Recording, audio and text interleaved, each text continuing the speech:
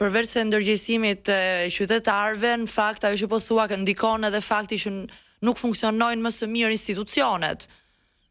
Patjetër, e ka në gjanat më kryesore, sepse vite më përpara, dekade më përpara, nuk ka kanë kjo situatë. Nuk kanë kjo situatë sepse kanë edhe politikat ndryshe mjedisore, por normalisht kanë edhe monitorime mjedisore. Nuk është të thënë që duhet me kanë veç monitorim ndaj turistave ose atyre që ndosin shishet. Duhet me kanë një hallkë e gjanë, cile monitorimi duhet marrë prej lart, mëse marrë më poshtë duke monitoruar edhe vetë drejtoritë mjedisore edhe vetë inspektorët duhet monitoru se a kanë bërë apo s'e kanë bërë punën e tyre, se nëse ne shohim i këtë situatë tash në ta foto, shkaktari normalisht është njeriu që ka hall, por duhet me u qyt shkaktar edhe dikush që duhet të monitoruar edhe pse ka lënë situatën në këtë mënyrë. Të nuk pa flas për Velipojën, sepse ajo që ndodhi në Velipojë thamë është prej dekadash, por duhet pa monitorimin e lumeve, duhet pa inertët që janë hall, po akun flas për zonën e Veriut. Lumet e Veriut janë kthyer në zonat ndryshme landfidhet inertësh, meteorinash, ujnave të zeza e tjerë. Pra, duhet të kriju politika monitorimit ndaj normalisht qytetarëve biznese, por normalisht edhe drejtorive mjedisore që duhet me kanë sa më efikas në terren. Pra, siç po e kuptoj unë, Mirsad, ajo çfarë ndodh është që nga që rreshtet janë një faktor këtu. Pra, këto mbeturina hidhen në shtratin e lumit, por nuk bien në lum, por qëndrojnë në skarpatet e lumit, derisa lumi fryhet dhe i merr gjitha me vete dhe i çon det dhe pastaj ndodh kjo që deti i kthen mbrapsht në plazh. Pra, kudo që ti hedhësh ti, edhe në një lum malor diku, ajo do dalin në breg të Velipojës apo në bregun e Vlorës apo në Seman kudo tjetër. Kjo është ideja e faktorizimit të rreshtes, apo jo? Kjo është ajo që kanolli, kjo është kryesore, kjo është thelbi.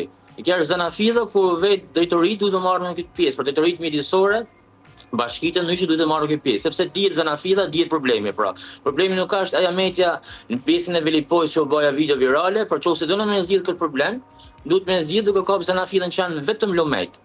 Lumet mbledhin meteorinat që ne hallim. Momentin kur hallën verës ose gjatë sinave të ndryshme, ata hallën për nuk ka si hallën afër lumit, në ujë, pra hallën në pjesën e shtratit afër brigjeve të lumeve, ku siç e thotë edhe ju, rreshtet e shumta e pastrojnë masanajnën dhe shprazin, duhet të thonë shprazin në pjesën e Adriatikut, sepse për fatin e keq, edhe të bukur të qytetit tonë, liçeni i Shkodrës është në gropat e ujit që mbledhin ujin e Ballkanit. Delta Bunç, në derën e Bunç mbledh ton lumete pjesë e Europës Juglindore, që është edhe lumi Ven, lumi Kier, pjesën e Cemit, pjesën e Bunç, liçeni i Shkodrës, lumi Dren që vjen në Valldensit, pra të përmend shumë lume, të cilën tanta lume vinë e derdhën në pjesën e derës Bunç, pra në pjesën e Velipojës sipër afër malin e Zi, në detin Adriatik, pra në Velipojë. Pasi prej pjesës deltës fillon e hapën meteorinat në derën e Bunç, në bregun e Ranës Velipojës, që shkan deri në Vajin. Po ashtu në kepin e Rodonit, pra unë po flas ja vetëm nga ana sodimore, po nga ana që ne jena gjithmonë territor, e kena bërë shpesh me 10 aksione pastrimit edhe kena pasur probleme.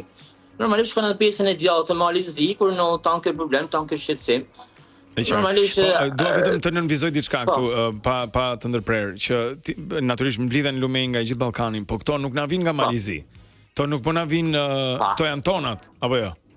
Patjetër, ta janë tonat, faktikisht ka pasur probleme vite më përpara me malin e Zi, ka kanë disa metje plastike pa edhe kimikate që kanë ndodhur në pjesën e malit Zi kur dashin pjesën e liçenit, ka kanë një problem mallor, por faktikisht ta janë tonat, por faktikisht duhet me bë edhe pjesa e Ballkanit ton duhet me bë disa politika për mbrojtjen e pjesës së Adriatikut, pra.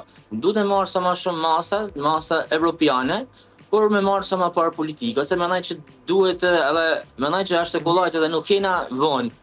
Nuk kena vonë që me riparu këta probleme, që fillon prej të qytetet tona dhe prej të shtetet tona, normalisht duke kriju ata politika Shqipnia, ata politika që ka ta në bota.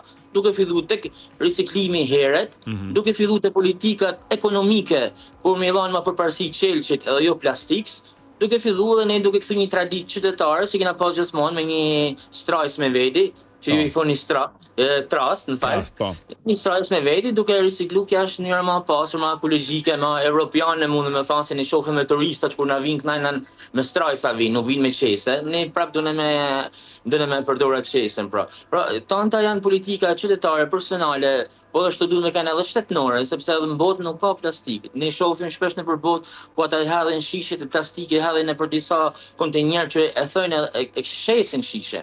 Pra këtë është politikë. Nuk është një projekt që bën një organizat ose një detyri e vogël. Janë disa politika që shumë mirë mundën më zgjidhë dhe mas me pa ma Bregdetin e Velipos, apo Lomejton, apo krejt Shqipnin, apo edhe malin e zi me plastik. Qose ne krijojmë këtë mundësi edhe qose ne ndryshojmë pak mënyrën e jetesë.